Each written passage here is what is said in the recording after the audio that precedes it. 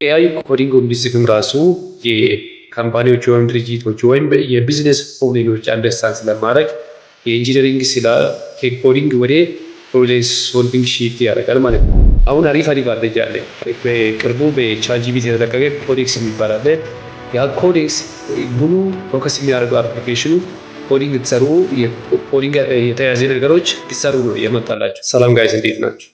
ዛሬ ብዙ ሰዎች የጠየቁኝ ያሉት ስለ ኮዲንግ እና የፉል ስታክ ዴቨሎፕመንት መማር እንደማያስፈልግ እና በተለይ አሁን የኤአይ ከመጣ በኋላ ብዙ ሰዎች አሁን ኮዲንግ መማር አያስፈልግም፣ ሶፍትዌር ዴቨሎፕመንት፣ ፉል ስታክ እነዚህ ነገሮች አስፈላጊ አይደሉም የሚለው ጥያቄዎች ብዙ አንግል ይነሳል። በተለያየ መንገዶች ሰዎች እየጠየቁኝ ያሉት እዚህ ላይ እንደዚህ አይነት ጥያቄዎች የሚነሳው ያው ኤአይ የተያዘ ነው። ኤአይ ኮዲንግ ሲባል ሶፍትዌር አፕሊኬሽኖች የተለያዩ ነገር ስለሚሰራልን ለምንድነው እኛ ኮዲንግ የሚማረው የሚለውን አንድ ጥያቄዎች ይነሳሉ።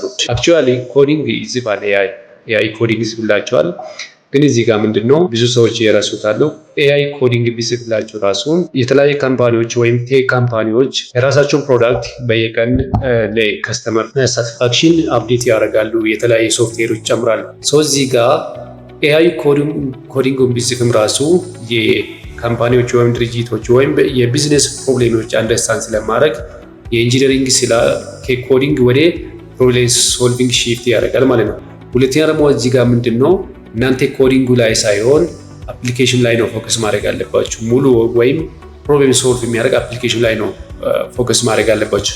ሁለተኛ ደግሞ ከዚህ በፊት ሶፍትዌር ሲንሰራ 1 ዓመት 2 ዓመት ወይም ደግሞ በ1 ወር 2 ወር የሚያቆያችሁ ፕሮጀክት ዛሬ በ1 ሰዓት ወይም ደግሞ በ2 ሰዓት ወይም በሳምንት ሊሰሩ ይችላል። ኤአይ እዚህ ጋር አድቫንቴጅ ነው የፈጠረ ያለው እንጂ የሶፍትዌር ዴቨሎፐር ቦታ ወይም የፉል ስታክ ዴቨሎፐር ቦታ እየተካረለ። ሶፍትዌር ዴቨሎፐሩ በኤአይ ራሱን በኤአይ ተጠቅሞ ሶፍትዌሮችን በ2 ሰዓት በ3 ሰዓት መስራት የሚችል ከሆነ ከበፊቱ ተፈላጊነት እያገኘ ነው የሚሄደው። ለምን ድርጅቶች በቴክ ነው ኮምፒት የሚያደርጉ እዚህ ጋር ወይም ደግሞ የካስተመር ሳቲስፋክሽን ስለሚፈልጉ የተለያዩ ነገሮች አድ ያደረጉ ፕሮዳክቶች አድ ያደረጉ ነው የሚሄዱ። እናንተ እዚህ ጋር መሸወር ያለባችሁ ነገሮች ምንድነው? እንደውም ከበፊቱ አሁን ነው ኮድ መማር አለባችሁ። ለምን ከዚህ በፊት አንድ ኮድ መማር ስትፈልጉ ፎር ኤግዛምፕል የፉል ስታክ አፕሊኬሽን ሚኒማሚ በጣም ፈጣን የሆነ ሰው በ4 ወር ሌላ ደግሞ በ6 ወር ነው አንደርስታንድ ማድረግ የምትችሉ ሙሉ ፉል ኮርሱ ማለት ነው። ዛሬ ግን በ1 ወር ወይም በ2 ወር ሲስተሙን የፍሮንት ኤንድ እና የባክኤንድ ኢንቴግሬሽን እንዴት እንደሚሰራ አንደርስታንድ ካረጋችሁ ሙሉ በፊቱ ሲንታክስ ሁሉ ነገር ማወቅ አይጠበቅባቸው። ምንድነው የምታደርጉት? ኢንቴግሬሽኑን ነው አንደርስታንድ የምታደርጉት። ስለዚህ ኮዱ ኤአይ ይጽፍላችኋል፣ እናንተ ኢንቴግሬሽኑን ኮንፊግሬሽኑን እና አፕሊኬሽኑን ነው የምትሰሩ እንጂ ኤአይ ኮድ ይጽፍላችኋል። እናንተ ከዚህ በፊት 6 ወር የምትቆዩት አሁን በ2 ወር ወይም በ1 ወር ያን ኮርስ አንደርስታንድ ታደርጋላችሁ። ያን ደግሞ ወደ ቢዝነስ መቀየር ትችላላችሁ። የኔ ሀሳብ እዚህ ላይ ይሄ ነው። ሌላ ደግሞ ምንድነው አሁን ኤአይ ሲል ሰው ስለ ፕሮምፕቱ ነው ብዙ ጊዜ የሚያወራውን።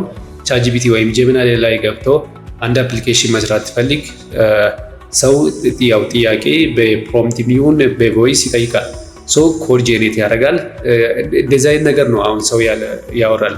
ግን ኤአይ ብትወስዱት እሱን ሳይሆን አሁን ሲስተም ዴቨሎፕ ስታደርጉ አፕሊኬሽን ዴቨሎፕ ስታደርጉ ኤአይ ብሬኑ ጋር ነው እናንተ መጫወት አለባቸው። ኤአይ ብሬን ማለት ኤፒአይ የሚባል አለ፣ አፕሊኬሽን ፕሮግራም ኢንተርፌስ የሚባል አለ። እሱን ተጠቅማችሁ እናንተ የምትፈልጉ አፕሊኬሽን ፎር ኤግዛምፕል ዌብሳይት ይሁን ሞባይል አፕሊኬሽን ይሁን ሌላ ስትሰሩ ያን ኤፒአይ ተጠቅማችሁ የእናንተን ሲስተም ኤአይ ፓወርድ አድርጋችሁ ነው የምትጠቀሙ ማለት ነው። አሁን እዚህ ላይ ሪከመንድ የማደርጋችሁ ነገሮች አሁን አፕሊኬሽን የተለያዩ ነገሮች መስራት ከፈለጋችሁ ቻትጂፒቲ ላይ ገብታችሁ እናንተ የፕሮጀክቱን አይዲያ ምናምን ትጠይቃላችሁ። ከዛ ፕሮፖዛል ምናምን ሊሰጣችሁ ይላል። ከዛ በኋላ እዛ ላይ ኮድ ታደርጋላችሁ። ሳይሆን ምንድነው የምታደርጉት? አሁን አሪፍ አድቫንቴጅ አለ።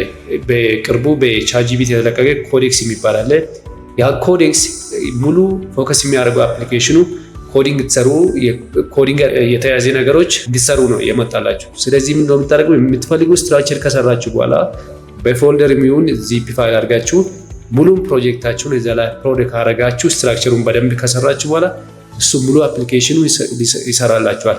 ስለዚህ እናንተ የምትፈልጉ እዚህ ጋር የፕሮምፕት ኢንጂነሩና የስትራክቸሩን ማዘጋጀት ነው። ከዛ በኋላ እሱ ሙሉ ነገር ይሰራላችሁ። ስለዚህ እሱ እንድትጠቀሙ ነው። ሁለተኛ ደግሞ ክላውድ ኤአይ የሚባል አለ። ክላውድ ኤአይም ያው አገራችን ውስጥ አሁን አቬለብል ሆኗል። ከዚህ በፊት ኢትዮጵያ ውስጥ አይሰራም ነበረ። አሁን ኢትዮጵያ ውስጥ ይሰራል፣ ሊሚት ቢሆን ማለት ነው።